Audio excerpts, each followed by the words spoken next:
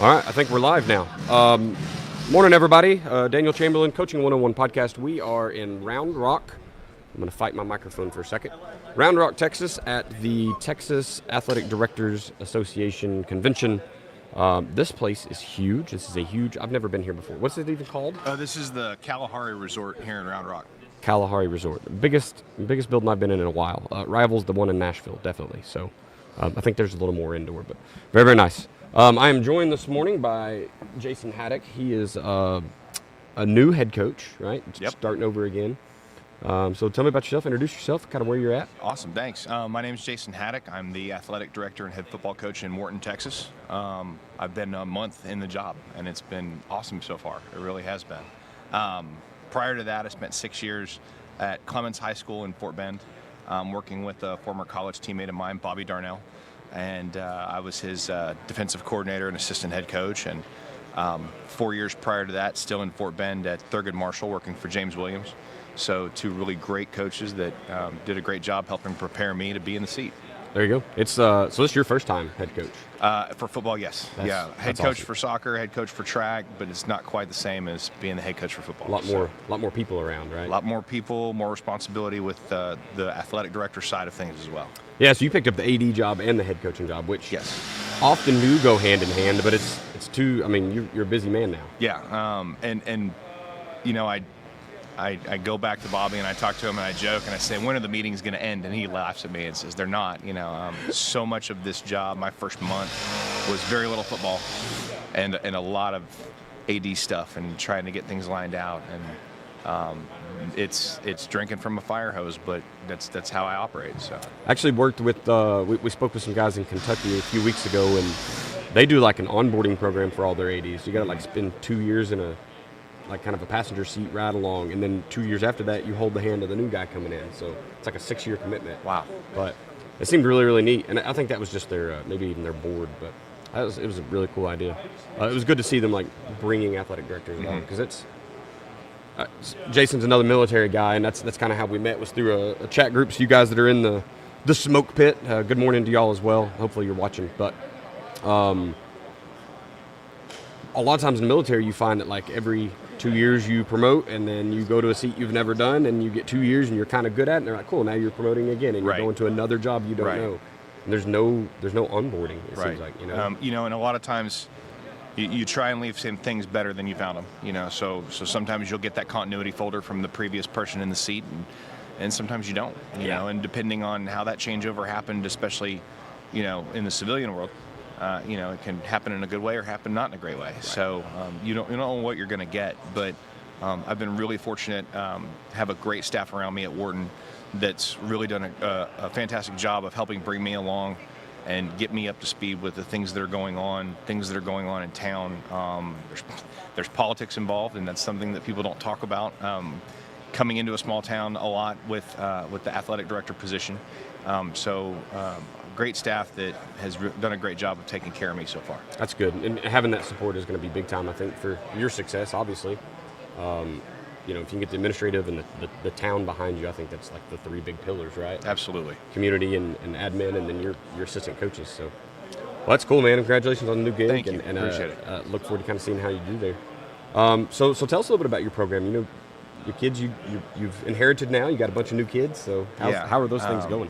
So I unfortunately didn't get to spend a lot of time with the kids when I came on. I'm on a UIL committee, so I was gone for part of my first week with that.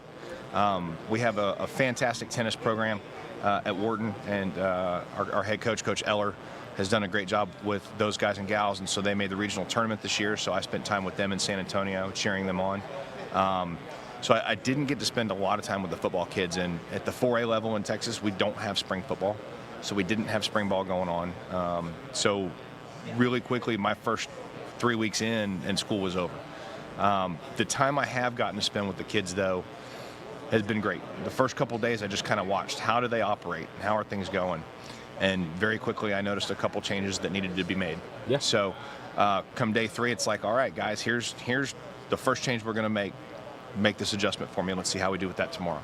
All right, next day, here's the second thing we're going to change. And so it went very quickly from it took so long for half the guys to get dressed and ready for the athletic period that they were getting some extra encouragement to at the end of 3 weeks, it went from half the group to 3 guys. Yeah. And one of my coaches pulled me aside, and look, I don't need a pat on the back, but when you get some reinforcement in a positive way, that's great. For sure. He pulled me aside and he said, Coach, I don't know if you're a spiritual guy. I don't know you well enough yet or not, but the spirit of these kids is different the last 3 weeks. And that kind of let me know, okay, good. I'm very quickly being able to reach these kids. Yeah, definitely making changes in the positive, which is, especially that early on, right? Like that's going to set the table for what y'all do this fall. And, Absolutely. And every aspect. And it's good that you're making those changes, and those kids are going to go on to other sports too, right? And now you're the athletic director, so you're only helping yourself because you have less issues later on, hopefully. And that's the thing, and regardless of the level of school, we want to see our kids as multi-sport athletes, sure. And not just multi-sport. We want them involved in it as much as possible, because it's the things they're going to get to do now in high school, they're never going to get to do in quite the same way once they graduate, right? Whether they go on to the next level to play ball or whatever. But especially at the 4A level and lower, you have so few kids in the school that so many kids are doing multiple things. We were at our sports banquet, and we had one young lady that got up and was part of 5 different varsity sports. Let's go. And I'm looking at it and I'm going, how did you do soccer and softball and powerlifting?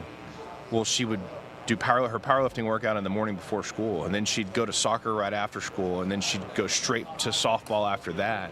And she actually excelled in everything that she did. So she was a 5 Letterman winner for the year. That's awesome. But we have to, we as coaches have to be flexible to allow our kids to, hey, Coach, I got to leave early because I'm going to this other sport kind of thing, But it's great having them involved in as much stuff as they are. Football always seems like we don't have enough time, and I know coaches we're at that point right now where guys are trying to shrink the practice schedule, right? Obviously, I talk with Joe Daniel all the time, and he's a 90-minute practice playing guy. Like, he wants to be in and out 90 minutes.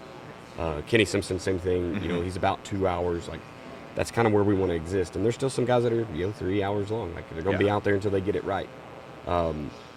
It seems like we're at that transition period where we're going to start shortening and being more efficient so that those kids can have more of a life. Like, and you're just recruiting more kids, I think, honestly. Because if a kid has to give up Call of Duty or whatever, right? Like, he's like, I want to play video games, but I can't play video games because I'm at practice. So he doesn't come to practice. Like, you're not helping yourself there. Well, and every generation says, oh, these kids, this generation, and that's not necessarily, I think, the issue. I think right now the issue is there is so much more for kids to do than there was when we were in school. Dude, their attention's so many other pulled, distractions. For sure. Their attention's pulled in so many directions, and everybody wants them to be committed to everything, whether it's their social group or the football team or whatever. So, cheese for the camera. Good morning, Mark. We're taking a picture here live on the while we're taking a picture. It's great. Anyway, so let's talk military. So obviously, being a military guy, have you noticed that those skills translated to football, or how have they helped you in football? Absolutely. The knife hand is an integral part of giving directions. Military folks, you know what I'm talking about. In the military, you very quickly get put in leadership positions, whether you're ready or not.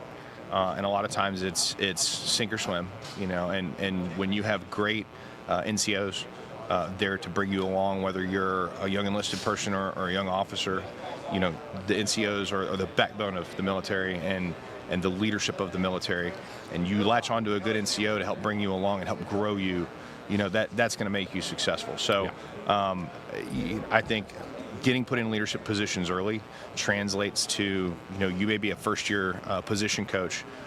You're really a head coach. You're the head coach of your position, right? So now you have to command that room, command that group of guys, and command that respect, get them to do what you want them to do, and educate them in the way you want them to play their position and their technique. So having that leadership experience coming from the military is great. And then, like I said, finding an NCO that's going to be a great leader to help grow you. That's no different than we have older coaches in this business that are great at helping grow younger coaches, and I've been very fortunate. I mentioned 2 head coaches that I worked for, Bobby Darnell and James Williams, that really helped grow me to prepare me as much as possible to be in this seat. And so I can't help but turn around and do the same thing for the young guys on my staff if that's their goal. But it's all about, once you learn, finding somebody to mentor you and grow you up, and then giving back, doing the same thing. Yep, I've interviewed several times, different schools, and we always get the question of like, especially if it's a head coach interview, like, what makes you ready for this job? You've never been a head coach. I'm like, the military is just head coaching. Like that's what it is. It's just people management, time management, event management. Like that's it. Like, and I think flexibility too. You know, so many things in the military are adapt and overcome. Yeah. You know, and you get stuff thrown at you left and right in different ways, and not necessarily even in a combat type situation where all chaos is breaking out, just in normal everyday going-ons. You know, and so the ability to adapt quickly to change and the new situations going on, when you can take that and implement that on your staff with your kids in your program, makes you more successful. Yeah, just the ability to communicate, I feel like is what. So, did you do Soldiers to Sidelines, or have you been affiliated with that program? Yeah, I did the football certification with Soldiers to Sidelines. Yes. Yeah, and so I think that's a wonderful program. I got into it after I'd already been coaching for like 4 years. Like I just kind of got into it this last year. So, but if you're looking for like a guy that can command a room, that can be the head coach of his position group and learn and take criticism and communication's the biggest piece, right? A lot of football coaches I see, they're not that great at communicating. It's all up here, and it's hard for me to get the vision to everyone else. Like I know what I want to do, and I'm going to keep applying for head coach jobs so I can do my vision, but I can't communicate it. I feel like military guys, we are a little bit better at least. We're still not perfect by any means, but we do get a little bit better at that communication piece, I think. Right. I should never be the perfect or smartest person in the room, because if I am, then there's a problem. But yeah, we bring a level of readiness that somebody straight out of high school, straight out of college, coming into the program as a coach probably doesn't have. Yeah. It's neat. It's a neat thing to see those skills translate, and for people to kind of like, you don't have to wait for a guy to come out of his shell. He's generally already right. He kind of hits the ground running. So, I've appreciated watching other military coaches succeed, because we need that too, and we need their input in the world. We need their, we've all seen a lot more of the world than most. Some guys go to college and they go back and coach where they did high school, right? And not all of us, most of us have been and seen other cultures, other countries, peoples. Right. And so it's neat to kind of come back and be like, look, this high school football is not that big of a deal, right? Yeah. Like, this isn't the end of the world. Right. Win or lose this game or fumble that ball, throw an interception, it doesn't matter. Right. At the end of the day, it's big picture stuff is out there, and it's preparing kids for that. We have to prepare our kids. Like you said, the ultimate goal isn't necessarily that we're winning the game. It's what are we doing to grow these young men and women to be awesome, productive adults when they are no longer with us, when they graduate and go out in the world, How can we affect them in ways that they're going to go out and be great contributors to society? Yeah, that's really neat. Well, sweet, man. So you said you come to this place all the time. So my wife and I, our anniversary is coming up. Our oldest daughter, her birthday is the day before our anniversary. So every couple of years we turn coming to Kalahari into a family vacation, and that was already planned. And then I got the AD job at Wharton, and the Athletic Directors Association is going to be having a convention there. So so my wife and kids are hanging out in the room right now, and we're going to go hit the indoor water park here in a little bit. And just spending family time together. That's awesome. Especially before, because it's about to spin up in the season, right? And you're really going to be gone. AD is going to keep you busy year round, but football's about to go. Yeah. We hit the Texas High School Coaches Association. We have our coaching school in mid-July, and my football staff and I, we will peel off and have a little getaway first, and it's just time that we got to spend together. We spend so much time working together. We can't just be coworkers. We've got to be family. So the more time we can spend together outside of the office and just fellowshipping and getting to know each other and how each other works, that's going to make us better as coaches with staff later on. Absolutely. So we hit that mid-July, and you hit coaching school, and you come back from coaching school, and that's it. We're rolling. So go time. Yes, getting the family time in now while I can. I love it. You told me earlier that before we hit record here that you've got a friend that's going through a course here. And we wanted to shout it out because it sounded like it was a really good thing. And we want to make sure those people are getting... Coach Lester Johnson's down in Corpus Christi at Veterans Memorial, and I'm fortunate. We were talking earlier about COVID and how people got into a lot of online stuff that has been going on. Really grew out of that. We have a recruiting coordinators group here, that's guys here in Texas that were recruiting coordinators at the time, and a lot of the guys in the group have gone on to become head coaches or college coaches. So it's really great. It's a small, tight-knit group of like 25 guys, and we really get to celebrate each other and the things that we do as we grow in the group. But Coach Lester Johnson's down here. He's the only other guy from the group, and I ran into him last night at dinner, and he said, hey, the things that he's learning here as an aspiring athletic administrator, because that's part of what's going on here at the clinic too, that it's really, really good stuff. And that's heartening to hear, because sometimes you go to football clinics or things like that where it's a lot of fluff and not a lot of substance. It's a lot of time to just rub elbows and shake hands and drink a beer. Yeah. And you really want to make sure when you're going, you're getting something that you can grow from.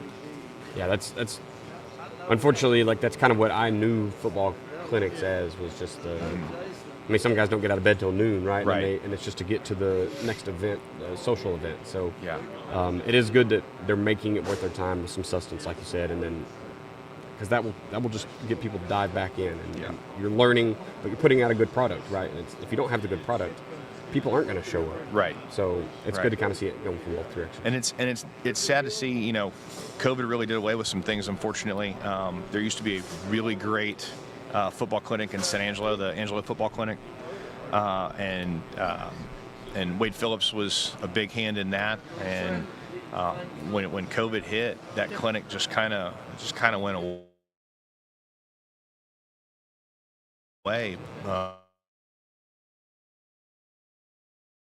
Arena there at State, you do the general talk, and then the speaker breaks off into a smaller room, right? And so you're sitting this close to Nick Saban and Narduzzi, and I remember the last time I was there was the year that Narduzzi got the Pitt job, and I'm sitting there this far away from the guy, just asking questions, just having a conversation with this great head college football coach who's giving us great substance in the talk as well, and answering questions that we had, and him having to cut off, go and guys, I got a plane to catch. I'm heading to Pitt. I'm starting this new job. So it was a great clinic to be able to have access to guys that you may not normally get access to. Yeah, for sure. Well, that's awesome, man. Yeah. Well, who else you want to shout out? You got the mic? You got the internet watching you? Man, I mentioned my previous head coach Bobby Darnell and James Williams, Marshall High School, both in Fort Bend, and great that we did in Fort Bend for 10 years. Very excited to be in Wharton now. I've got a great staff that's helped me along. Magna Green, my girls coordinator, and Tyler Scott, my offensive coordinator and assistant head coach, have done a great job, and they're doing a great job running SAC camp this week, because we had pre-planned family vacation and SAC camp starting this week, so we're adjusting as we need to and getting on. But no, I'm excited. I've got a really good core staff of guys that are staying on. I've been able to bring a couple guys in. Drew Brink is coming over with me. He and I actually met each other coaching against each other.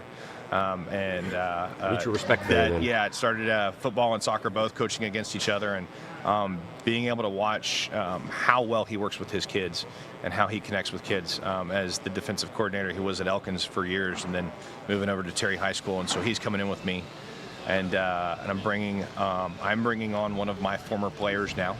One of my players at Marshall High School, Kwabena Agayi, is leaving Katie Tompkins and coming over to coach secondary for me, and I'm very excited about that. So it kind of makes me feel old, but it's really cool that I've been able to maintain a relationship with a former player. That's what I was just about to say, is the relationship there. Obviously, they thought enough of you to come work for you. Sure. To leave a job to get another job, like that's big. That's what we're all in it for. And yeah, I think so much of this job is the relationships that you build. So much of what we do, if you're just that coach that grinds on a kid and you're on him, and you don't create that relationship with him, you don't know what you can and can't push to get him to perform the way you want to. Right. And I'll take that all the way back to I grew up a military brat. My dad was in the Air Force, got out after Desert Storm, hit his retirement. And moving back to Texas right before my sophomore year, we had a young coach in Marble Falls that was a first year coach, same as my first year there, named Donnie Funderburg. And Coach Funderburg is a guy that immediately earned my respect almost became part of our family practically, and was best man at my wedding. So to look back at how he treated me and treated my peers as a coach working with us, to create a relationship, to ask the guy to stand by me the day I'm getting married to my bride, I think, speaks volumes of what I thought of him and how he affected my life. And is still a guy to this day that I can call up and say, hey, I've got a coaching question, or hey, we've got this going on with the kids, how would you handle this, or what have you done in the past? Yeah, that's big time. I've got a guy like that for me. Kenny Ridley is this guy. I mean, he's been my mentor since I was in junior high, really. So it's nice you can still lean back, and now he's completed his coaching career after 28 years or whatever, a whole bunch of years, and when I first started, I was just same thing, X's and O's questions, fundamentals. How do you teach kids to do this questions? So it's pretty neat. It's good. Yeah. It's good to have that relationship. It is, absolutely. So sweet, Coach. Well, appreciate you for stopping by this morning. Thanks for having me. I'm very humbled and greatly appreciative of the chance to get out and spend some time with you and with everybody else out there and talk about our program a little bit. Yeah. And good luck this year at Wharton. We'll be keeping an eye on you now. Now that I know somebody down here in Texas that's coaching, so hope y'all go do big things there. Sounds good. Thank you. We have big expectations. We're returning. Our starting quarterback is returning. He was offensive MVP of the district last year. Starting running back is returning. He was second team offense last year for the district. Got 8 returning on offense and 7 on defense. I mentioned Tyler Scott earlier, my OC. He was a promotion from within on the staff. The previous OC left. And I asked Tyler, I said, what's your goal? I mean, what do you want to do? He wants to sit in the chair someday. And I said, well, let's take the first step. I want to offer you the OC promotion. And so he took it. And so we're ride or die now. And so we're going to make some changes offensively, but still continue to work to our strengths. I love it. And defense, we're changing some things up a little bit, but it's the defense that I run. It's a mint defense adjustment to an even front, and it's very multiple. And I think you have to be nowadays with everything that you're seeing from offenses. Yeah, you'll see chaos from the other side of the ball for sure. So you've got to have a flexible defense. It's not the old wing T line up 6-man down and go anymore. Right. Yeah. So we're excited to do some good things. We have the expectation this year to have the first winning season in over a decade, and the first trip to the playoffs in 6 or 7 years. So I think you'll get it. Do good things. That's good. It's good goals to have. Thanks. All right, brother. Well, good luck this year. Thanks again for stopping by. Absolutely. Thanks for having me. You guys, we are in Round Rock, Texas. We're here with Ace Sports. If you haven't reached out to Ace Sports or looked into them, you need to. It is a cheat code for fundraising. Ace Sports is putting up these big video boards like this one beside me here. They're going to help you fundraise and sell ad revenue, and so you get to offer your community a way to put back into your program with their ad dollars, and you get to celebrate them. So acesports.com. You can reach out. You can reach out to me. We've got a whole staff. We'll have some notes and stuff posted, and I'm sure you've heard it on the podcast 1,000 times. But reach out to Ace Sports. Appreciate you guys. We'll talk to you all. It should be top of the hour.